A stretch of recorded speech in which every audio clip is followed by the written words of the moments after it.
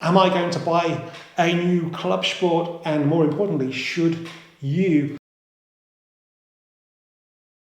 Hello and welcome back to the Volks Wizard channel. Now, as you probably know, the new version of the Mark 8 Golf GTI Clubsport has now been revealed, but it wasn't revealed at the Nürburgring as planned. Instead, it was revealed a day earlier on Instagram thanks to some leaked footage from a media preview event. However, Volkswagen's Nürburgring record-breaking driver Benny Leuchter and German racing legend Hans-Joachim Stuck still had their big moment to whip the covers off, and this saw the lifting of the media embargo, which saw the release of a lot of information on this much anticipated car. So in today's video, I'm going to compile all the information that's out there, and unlike the opinion-free influencers that Volkswagen prefer to review their cars these days, I'm going to give you my honest professional opinion on the changes over the pre-facelift car, which I ran for 18 months and 15,000 miles, both on road and on track. But before we get started, let me remind you guys how you can support the channel. As ever, the easiest way to do that is simply to subscribe. I'm sure you know how to do that by now. Big thanks to every one of my existing 58,000 subscribers. Also, let me take this opportunity to tell you a little bit about me, because I think it's important you know a bit more about the people who are advising you when it comes to buying cars, because this is one of the biggest buying decisions you will ever make. So I've been driving Volkswagen since I got my first car 30 years ago. For 20 of those 30 years, I ran Volkswizard, which was a used car sales business that specialised in interesting Volkswagen Group vehicles, including many GTIs. It was the Mark II Golf GTI that got me started in that. For most of those 20 years, I was a contributor to Volkswagen Driver and Audi Driver magazines, reporting to Neil Burkitt, who was one of the most respected people in the Volkswagen community. And he taught me that even though I'm writing for a Volkswagen magazine, I can be really honest about the faults with the product. There should be no sort of fanboy telling people everything is good. You need to be critical where criticism is due. And when I started my YouTube channel in 2016, I continued doing that. So if you want frank, honest opinion on Volkswagen Group products, then please subscribe. Okay, so we're going to have a look at the changes to the exterior, the interior, and to the performance of the new Clubsport. I should point out that the UK spec is yet to be finalised, and the cars Volkswagen have used for marketing so far have been heavily laden with options. Now, we tend to get a better basic spec than Germany, but still a lot of the stuff in the marketing cars is going to be optional.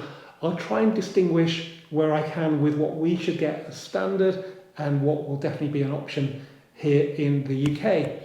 Right, let's have a look at the outside then. So the biggest difference to the front of the car is that we have what were the fangs have now become the wings, which begs the question, what are they going to do to the Mark 8.5 Golf R then? We've also got a gloss black honeycomb grille and the splitter, although it does look a little bit clumsy on the side of the bumper where the black inlay stops. It's almost like it's trying to continue the decal from the door. It was there before, but it kind of worked, while on this facelift it looks a little bit weird. The radar is back, visible and in the front bumper rather than hidden behind the Volkswagen badge. I do wonder if that's been moved because it works better when it hasn't got a Volkswagen badge in front of it. Let's hope Volkswagen have redesigned its mounting now to stop it being so easy to steal.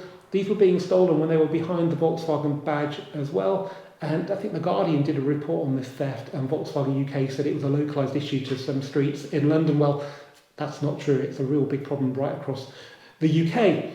The headlights look a little bit sleeker, and also now, if you didn't like the Mark 8's light bar and you have the LED matrix headlights, you probably won't like the glowing VW badge, which is new for the 8.5. This has become available now because there was a change to German advertising law, which meant you could illuminate your car's logo. Honestly true. They did a test. It was proven as to not be that distracting, and manufacturers have been given the go-ahead to illuminate their logos, whether we want it or not. Now, there was a black styling package available for the Mark 8. I'm not sure we got it in the UK market. It's not so great on the GTI because it does take away the red stripe, but you also get black mirror casings and you get tinted side windows. I'm not sure if that's going to come to the UK or not. In a way, I hope it doesn't, because the red stripe is a key identifier of the GTI, and one of the marketing cars didn't have it, and it did look a little bit weird. Okay, at the side, well, there is actually something to talk about for a change. The side skirts, which were matte black plastic, are now gloss black, but I think they're just the same profile as they were before. The dagger badges have gone off the front wings. We now have the GTI badge on the doors. That's all thanks to the bloody GTE hybrid, which has got a charging port on the wing, which means they can't put the dagger badges there. If you look at the Mark 8 GTE, it was the only GT version that didn't have the dagger badges, so they decided to move everything to the door. I'm sure we'll get used to that. I'll just spec a red car and you can't see them, we'll just take them off. Okay, now onto the wheels. Let's start them with the good news. There are two optional 19-inch wheels, the Queenstowns, which were seen on the reveal cars, and the Warmanau lightweight wheel, which was seen on the car at the Consumer Electronics Show in the wrap back at the beginning of 2024. The Queenstown Volkswagen say are a tribute to the Mark V Golf Detroit wheels, which is a wheel we actually never got in the UK, but basically the black version of the Monza 2, which we did get, and it was used on the Edition 30 in other markets. Because we never got that in the UK, I think for most of us in the UK, we see that wheel and we think Alfa Romeo, not Mark V Golf GTI. Let me know if I'm wrong in the comments. The Warmanau wheel is the lightweight option. I guess it's a bit like a modern Pretoria then. It's 8 kilograms per rim and it's 20% lighter than presumably the Queenstown wheels, but it's 100% more likely to get buckled, need replacing, and earn Volkswagen's parts department a lot of money, as I bet they're going to be well over £1,000 each to replace. The bad news is the 18-inch Richmonds still live on as a standard wheel for the Clubsport. Even though Volkswagen must know everybody hates that wheel, they kept it in because there's no better way of making people upgrade the wheels than to give them a terrible standard wheel. That's fine if it's just a question of ticking a box on the configurator and paying a little bit more, but if you're trying to buy a car from dealer stock and it's got those Richmonds, it's much harder to upgrade to a nicer wheel. Right, now let's talk about the back of the new Clubsport. Well, at first glance, it's not obviously that different. The best bit for me though is the diffuser, because this is now gloss black and it's subtly restyled to look more aggressive. It's lost this horizontal piece at the bottom of the fins, and the fins are now larger. It looks more like a working diffuser now. It looks more like the one on the TCR. And a Krapovic exhaust is optional, but only as part of a race package, so expect that to be about £3,000. And the only extra thing you get is the top speed being raised from 155 miles an hour to 166. Bearing in mind the standard exhaust will sound brilliant, I wouldn't necessarily say that's a good box to tick.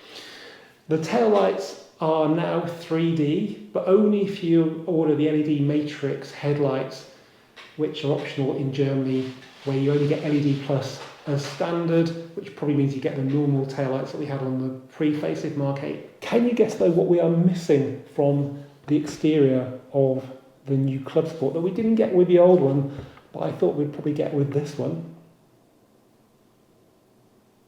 It doesn't say Clubsport anywhere on it.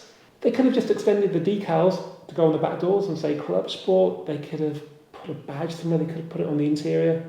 Nothing. Nada. Okay, now let's have a quick look under the bonnet.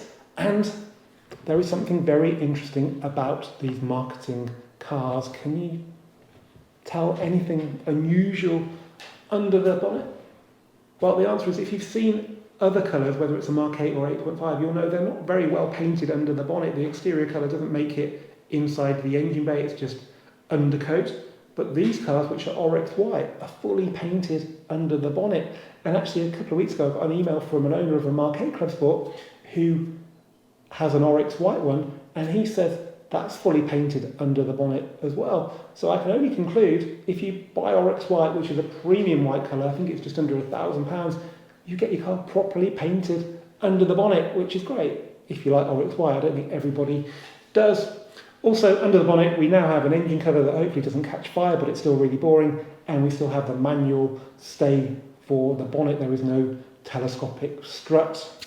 Okay, now on to the interior, which much like the exterior is very similar to that of the Mark 8, but unlike the exterior, some of the changes inside are actually functional and will have a big impact on the way you interact with the car. The main one, of course, being the new MIB4 infotainment system, which I've already tested on the new Passat, new Tiguan, and the new Golf, all in the UK, and my limited experience of it is that it works really well.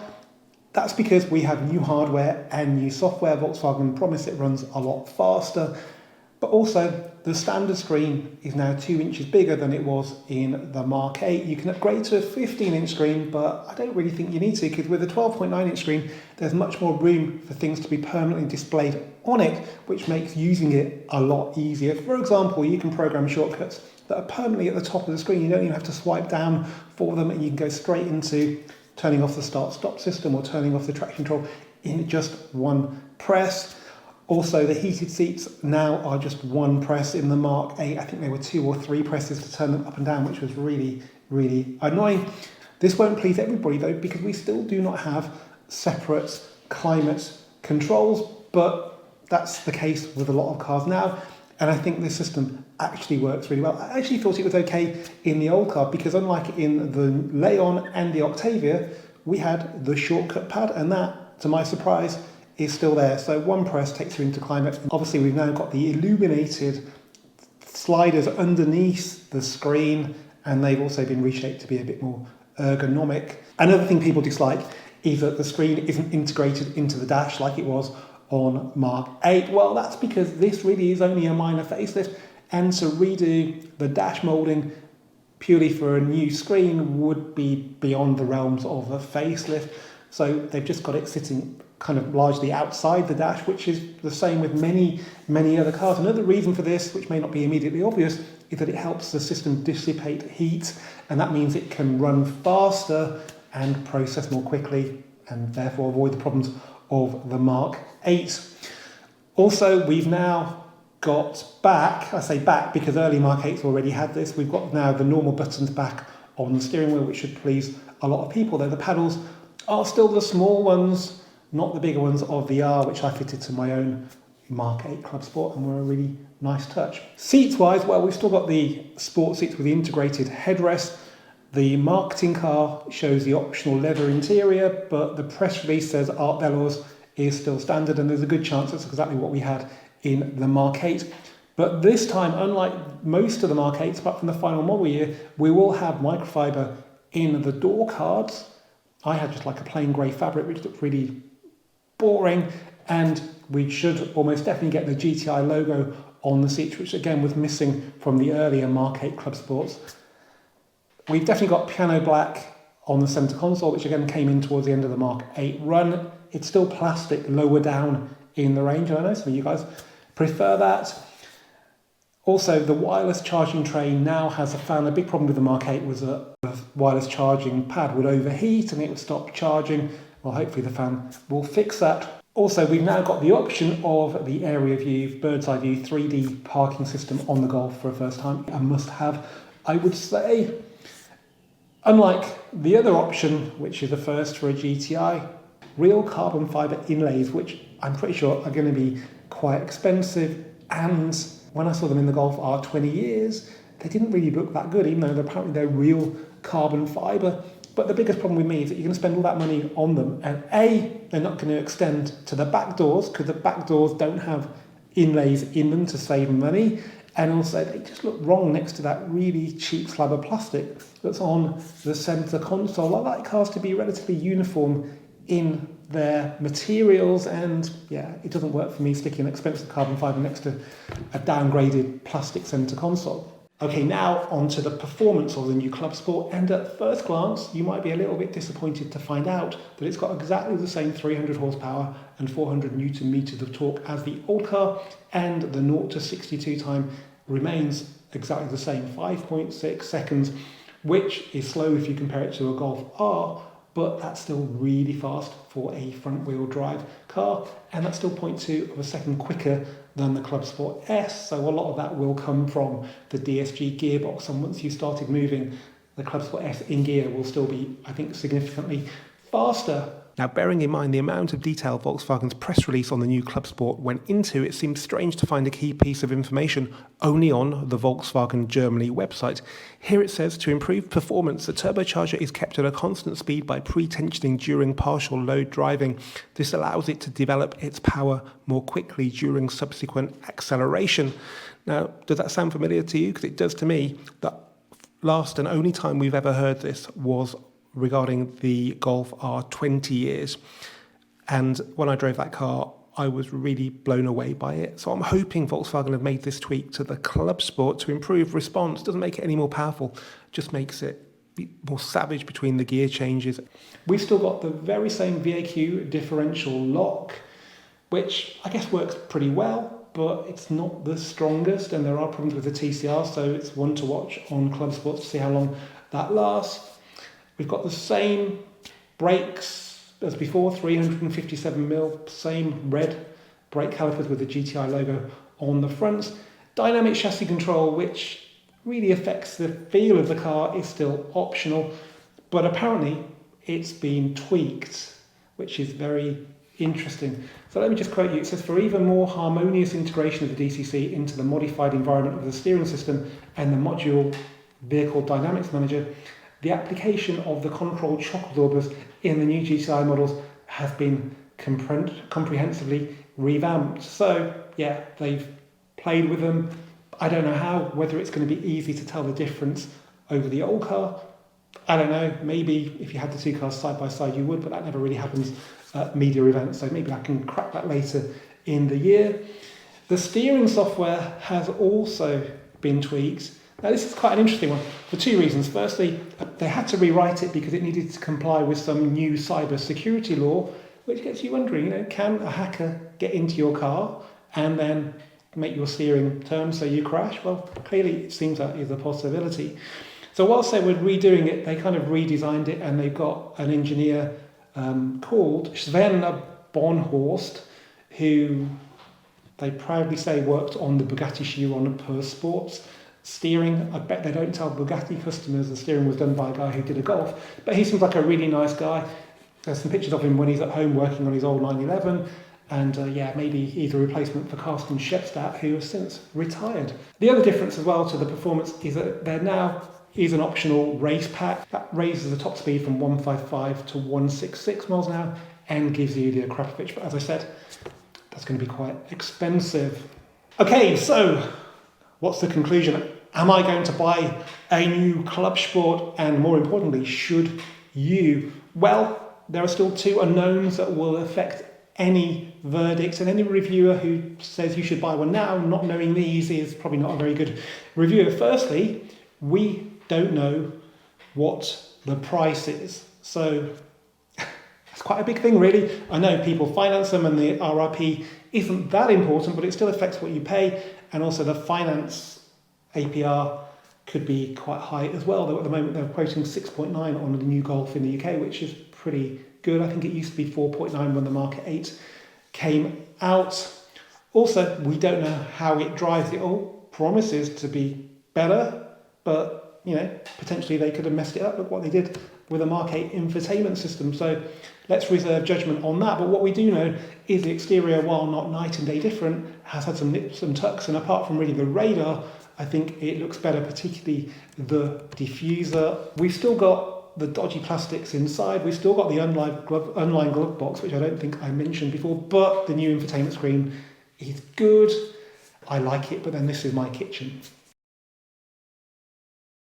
And performance, well, again, on paper, it's not that different to the old car, which I thought drove really, really well. If they can tweak it to make it a bit sharper, then people like Evo magazine might actually get behind it, which they didn't do with the old car. But then they tested it in the winter. That's how the launch schedule rolled out for the Mark 8. This time, hopefully, when the UK cars come and they get given to Evo, it'll be nice and dry on the road, which is really important with a front-wheel drive car.